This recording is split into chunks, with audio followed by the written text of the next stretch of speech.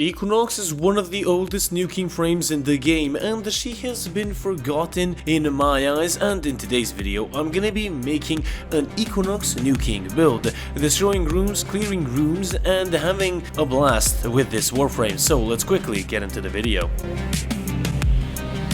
I have forgotten about Equinox in time, and I have finally given her the time of day and night, I guess you could say. Without any more delays, we're gonna cover the abilities, the passive, and everything else. The passive being basically a free equilibrium, but the conversion percent from health to energy and vice versa is only 10%. This does stack additively with equilibrium, so it will total 120%, so it's pretty good if you're gonna use equilibrium. Let's do a little bit of a twist. The first ability is Metamorphosis. This allows you to switch from day to night form. Night form, it will give you additional shield and armor bonus, and day form will give you damage bonus and a speed boost. This ability is the ability that we're gonna put the Helminth ability on, and that ability is gonna be Necrosis Pacify. I have figured out that the only problem with this Warframe to make it extremely good at nuking, or I guess even better further down the line in Steel Path, is to reduce the enemy's armor to 0, and this helps out a lot, and it also helps out with crowd controlling because it makes the enemies run away. It does make it a little bit difficult to hit them, but you have an AoE nuke that doesn't need line of sight. I don't think that's too big of an issue. This will not allow you to switch forms, so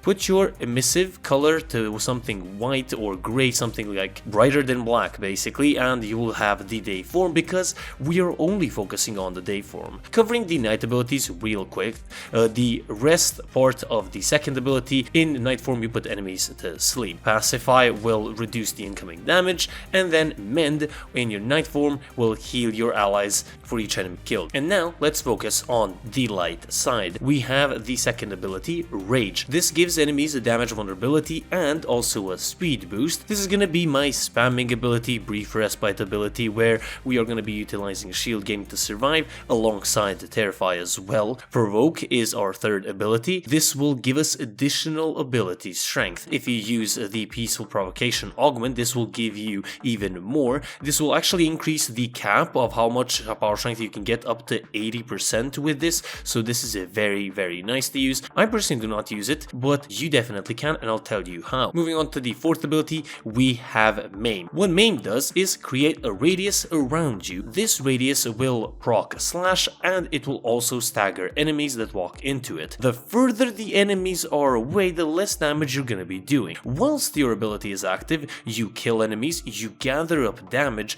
and once you press your fourth ability again, it explodes and nukes everything around you. As I previously mentioned, the further the enemies are from the epicenter, or from you I guess, the less damage you're going to be doing. It does not require line of sight at the moment of recording this video, so you can kill enemies through walls. Because the damage of your fourth ability is not true proc slash damage, it is just slash damage, it will not bypass the armor, and it will get reduced by 90%, and that's why we use Terrify. This will not inflict any slash procs, it will just do slash damage. We are also going to be using is, well, the build in the video, so this is what the build looks like. We have Brief Respite, we have catalyzing shields for survivability alongside arcane aegis, we have for power strength, transient fortitude, molt augmented, umbral intensify, we of course need range, overextended, augur reach, and cunning drift. Everything here is perfectly balanced. With this build you need to have everything sort of perfectly balanced, everything somewhere around the same point. The thing that you need the most is range, because power strength doesn't increase the explosion, the damage that you do with your fourth ability. The calculation is up on screen right now, you can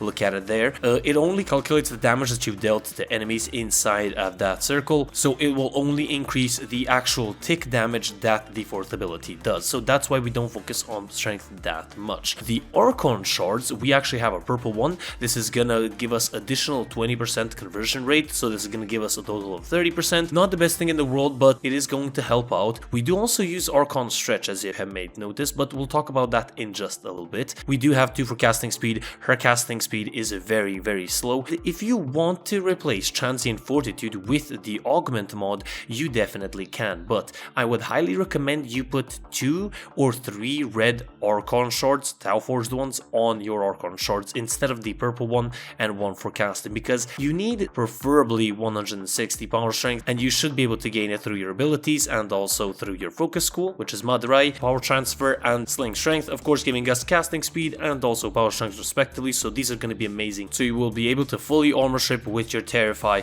and do very decent damage. The most important thing here is your weapon of choice. The weapon that I choose is the Torrid Incarnate. I think that this is, in my opinion, the easiest weapon you can possibly use. It doesn't take a long time to charge up the Incarnate weapon. You're not that vulnerable. You can kill enemies incredibly fast, charge up the damage very fast, and you can dish out the damage by nuking enemies very fast. The primary is completely up to you. Your secondary, I would highly recommend you just put in the auger mods for additional shields. This is going to help you out a lot for survivability. I use the epitaph, I use this build right here, so you can use that.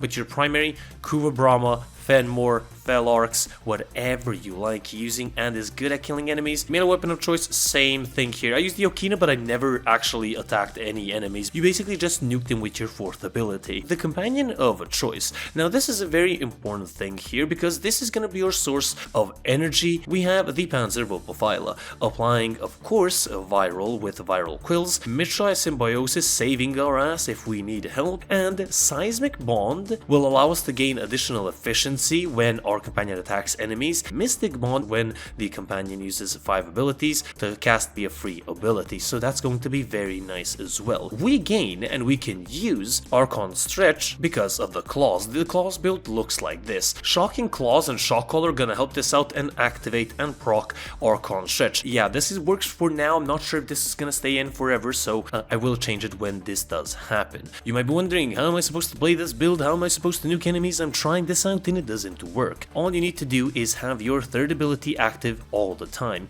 You can activate Madurai, Power Sling, and also Sling Strength. Then all you need to do is activate your 4th ability and then go freely kill enemies. Use your 1st ability. You should be able to gain even overshields with your 1st ability if you cast it once with Terrify, so that's very good. And you can also gain survivability through your 2nd ability, and also the enemies gain damage vulnerability, so that's pretty good. Once you collect enough damage, just release your 4th ability, cast it again, and then continue the cycle. It's simple as that. It's really easy to do. I'm actually very satisfied with Equinox. I haven't tried her in a while and she has been extremely fun to play, so I highly recommend you guys check her out. Thank you very much for all the new subscribers. I'm very thankful. I do want to say there is a membership down there. You can join it. I made it as cheap as possible because there's a lot of benefits, and I didn't make a Discord server yet, so I'm gonna make one. But hope you guys enjoyed everything. I really enjoyed making the build. Leave your comments in the comment section down below on what you think, and I'll see you guys on the next one.